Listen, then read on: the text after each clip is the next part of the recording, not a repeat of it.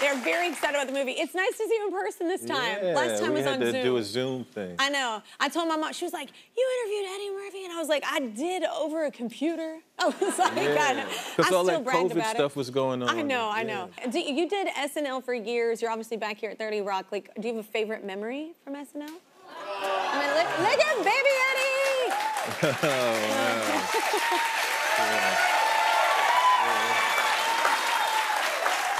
It's probably 19 years old there. I know little Baby Eddie. Do you remember, like, even like your first audition for that? Do you remember? Were you nervous? Yeah. The first audition, there was just one person there. Something Levy. Anyway, Neil Levy. And you come in the room, and he's just sitting there, and he's looking. He says, "Make me laugh." Oh God. What? And then I do all my stuff. I was doing all and he's just looking at me like that. And then when I finished, he said, "Thank you," and I left. And I was like, "Oh, wow." Then they called me back again, and this time it was two people sitting there, and they said, "Make us laugh." It was him and Liz Welsh, and I did it all again. And then they said, "Thank you," and nothing. Then the third time, like a week later, I came in, and Mike Zanella was there, and he was in the back, and I did all my stuff, and halfway through my act, he said, "That was the biggest laugh I got." You're like, victory! That one ha. But then I got the show, though. Yeah. Oh, well, yeah, it's been quite the career.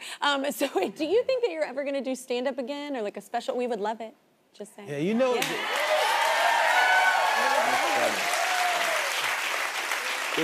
There's so many comedians now, comics. I don't know if I would just do a show where I just did stand-up only. I could see me doing a show that had, and part of the show was stand-up, and part of it was music, and part of it was telling old stories. Like something on Broadway more than just me just doing jokes only. That's cool. I think that's a really awesome idea.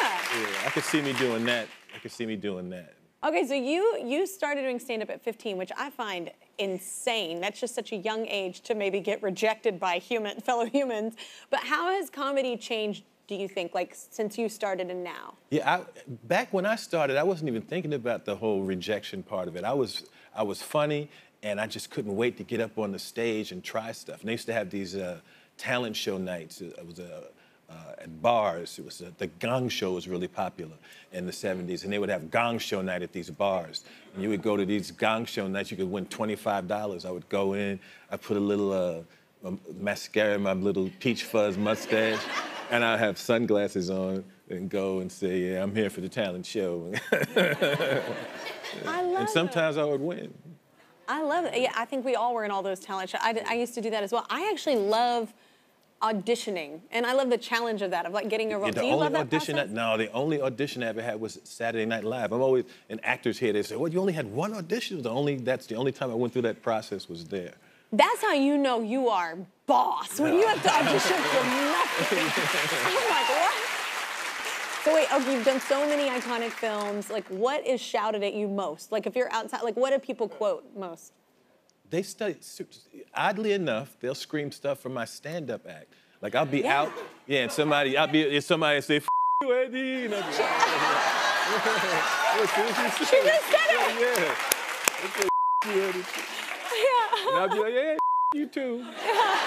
That's amazing. And my little ones are like, "Why are you talking like that to you?" Yeah. So no, it's a good thing. Yeah. So you've done so many things, and we love it. It's kind of, you've run the gamut of like serious roles, like funny comedic things that make us laugh, animated things. Like, what is left? Like, if you, there's got to be something that you haven't done yet in a movie. Like, even like you just said, like on Broadway, that's a cool idea. Is there anything like movie-wise that you'd want to do that you haven't done yet? Yeah, I don't know. No?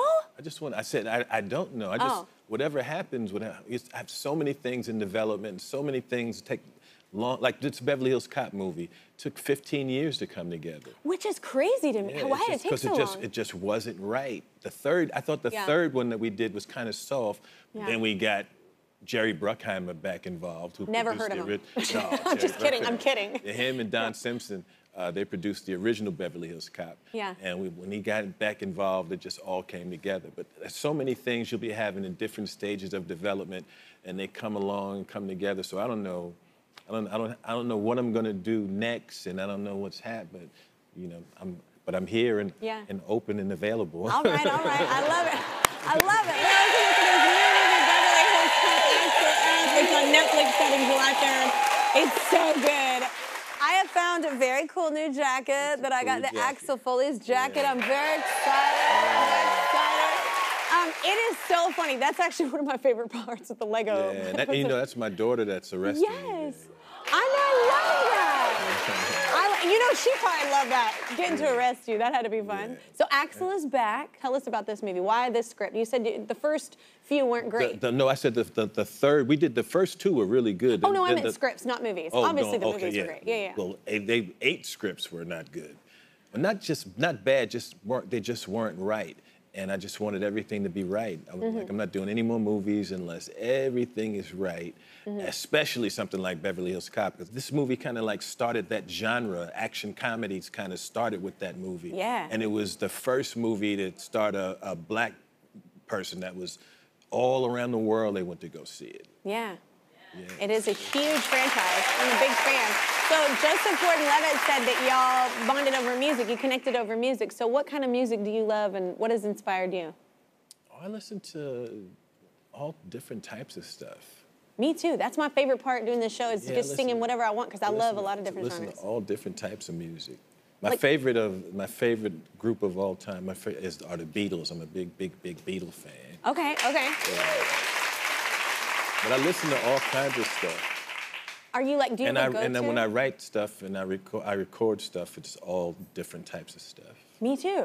It's more fun that way. You shouldn't limit yourself. We're all artists. I think it's weird to limit or pigeonhole yourself. And I have some stuff that's really, really weird, and I have, you know, regular conventional stuff. But I have stuff that you could listen to and be like, what the is this?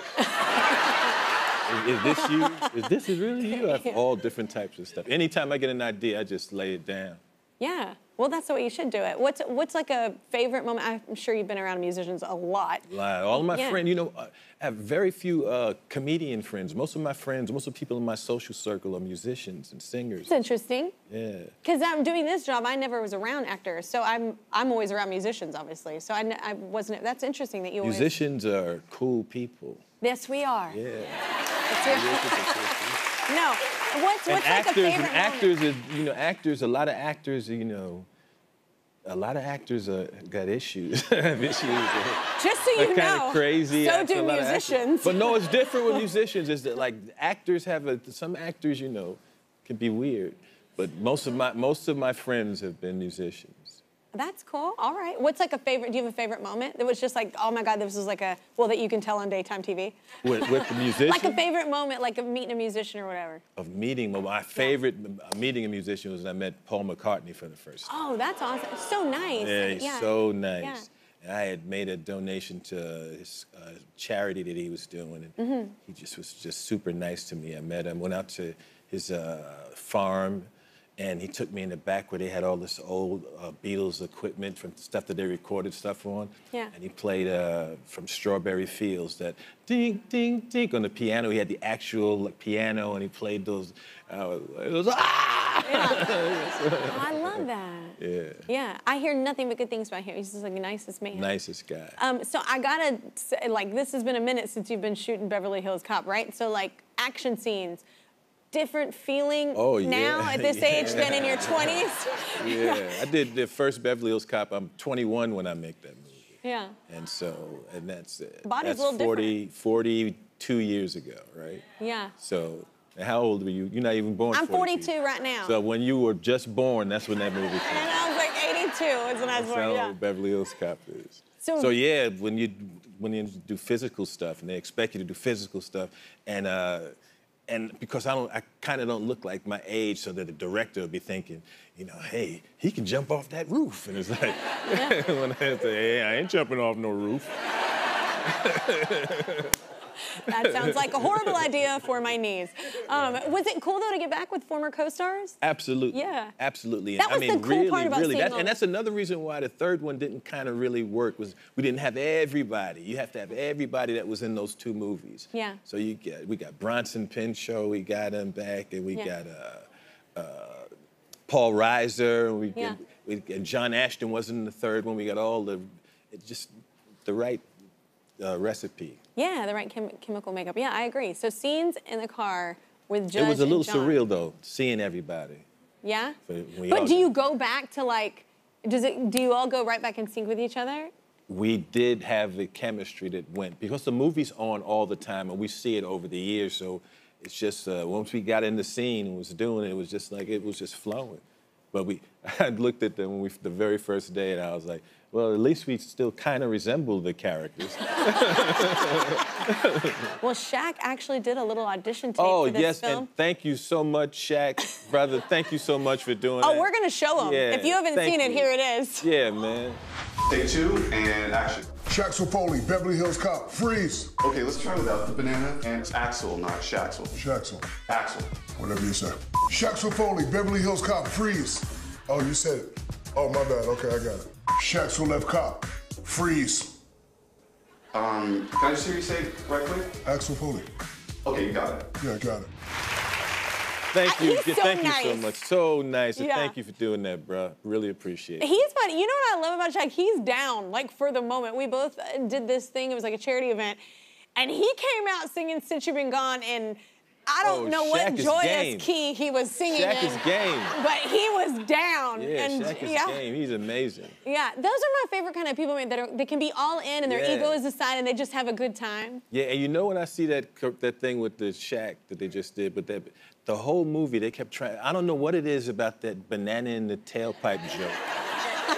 But the whole movie, they kept trying to figure out, hey, can we do this? And I was like, why do you want to do that again? It was, oh, it's so funny. I was like, no, but we did that. And they kept, every day, they was like, how about a banana now? And then it was like, no, he just kept doing it. So It's funny now, and right? then finally, I was like, I watched the thing with Shaq, and it was like, they gave the banana, they had to get that banana. They were getting it in there. They gave it to Shaq.